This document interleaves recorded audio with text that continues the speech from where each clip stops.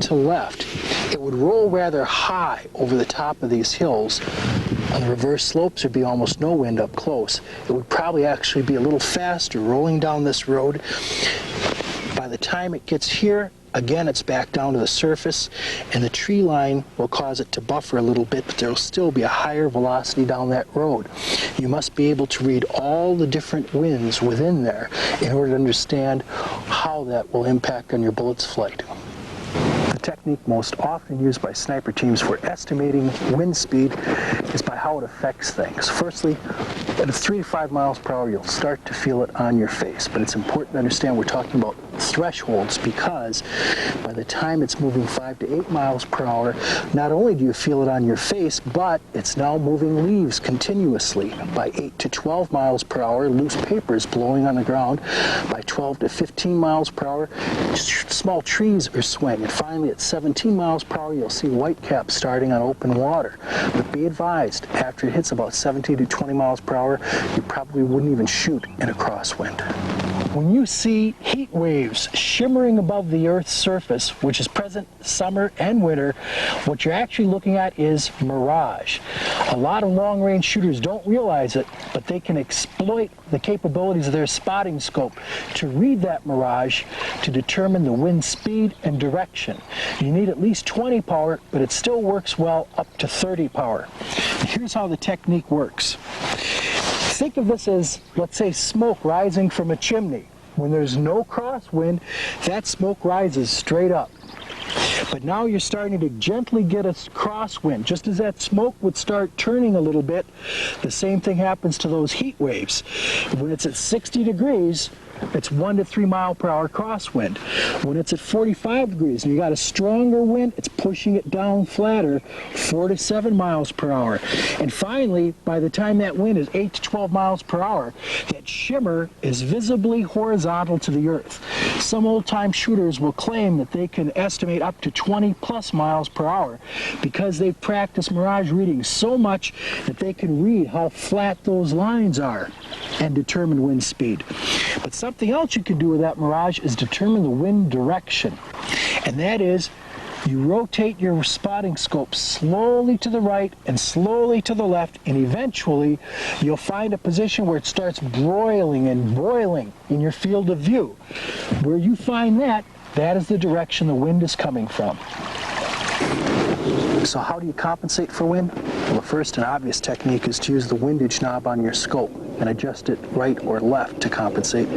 Second technique, if you have a wind that's too high velocity to compensate on the scope, is number one, reduce the distance to 100 yards or less, as police often do, and thereby you minimize the effect so it will not disrupt your shot. But if you don't really want to close with that target, if it's too dangerous for you, dramatically reposition yourself upwind or downwind to neutralize the wind altogether.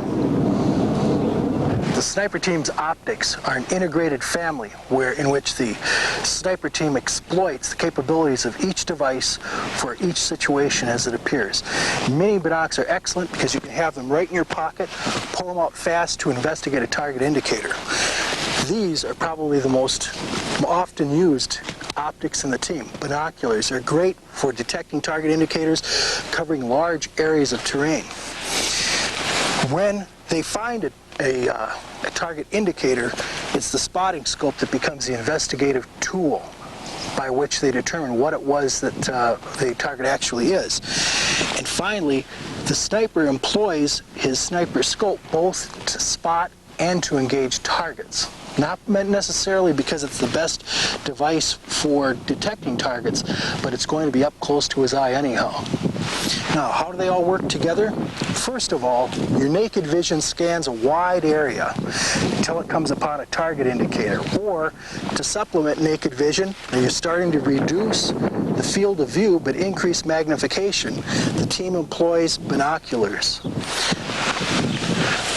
The rifle scope will be the next optical device for having a slightly tighter field of view, but probably with a magnification close to or only slightly greater than the binoculars.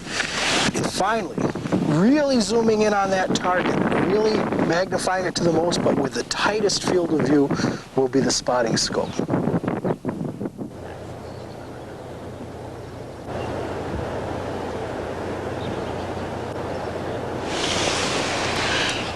most difficult jobs a spotter faces is talking his sniper into a target. That is, the spotter's using binoculars or a spotting scope. He's detected a target, and he has to be able to explain precisely where it is to the sniper, who's also looking through a scope. Let's take that hillside, for example. Let's pretend we're going to look for a target up there. Now, one of the techniques for locating such a target is called the clock system. That is, where we are right now is at 6 o'clock. The target is at 12. Now, that star in the center, that's wherever we find a landmark to talk from.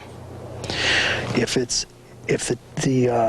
you want to direct him away from this line directly between you and the target, you say, look to the 3 or the 9, or it could be the 7 or the 2, whatever. That's one technique. Another technique is to look within that field of view for what I call a yardstick.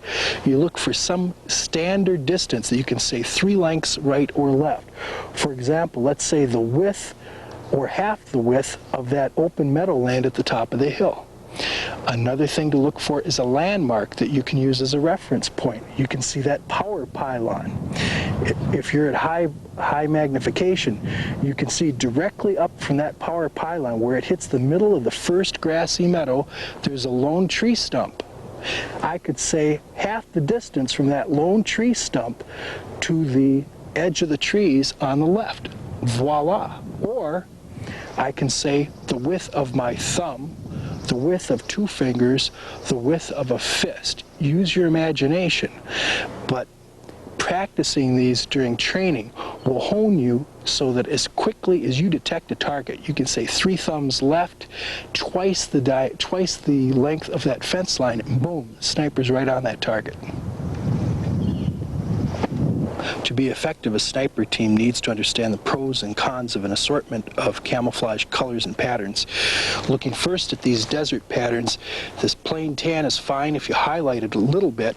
This was our original Desert Storm pattern. It was found to be a little bit too contrasting. That's why it's been rendered obsolete by the newer desert pattern. You know, that's a little mellower and blends together. Next, if we'll look at the winter patterns, ask yourself, where have you seen that much brown with snow on the ground? I think that's for catching fishermen rather than fish. West German pattern just above it, excellent for pine country. Next to it, to the left, is a U.S. winter over white that I've highlighted a little bit to add some late winter streaks of gray. Coming down, we've got 2 very popular police patterns here. Problem for sniping is that silhouettes you very clearly. It's okay for an entry team where you want to intimidate a foe, never for a sniper. All you've done is define the target for a bad guy. Same with this. This is inappropriate. In fact, originally the manufacturer called this pattern snowflage, not urban camouflage. It's very dangerous. It highlights you. Here we have a British or Rhodesian pattern. It's fairly good, very modeled, very irregular. Now we're going to look at some civilian patterns in the background here. All of these would work in northern woodlands. You notice this one over on the right is a little more brown, would lend itself perhaps to mountain country or desert. Those are both realtree. The realtree green would lend itself better to northern woods. We've got mossy oak and tree bark. Those are decent. We've got 2 colors of mirage. Mirage fall, mirage spring. The last 2 military patterns to look at is the famous from Vietnam tiger stripe. Problem, it's polarized. Shadows in the woods, if they're running in the opposite direction, will highlight you. You want to blend in, not contrast what's around you. This is a very nice uniform. It's the Desert Night developed for Desert Storm.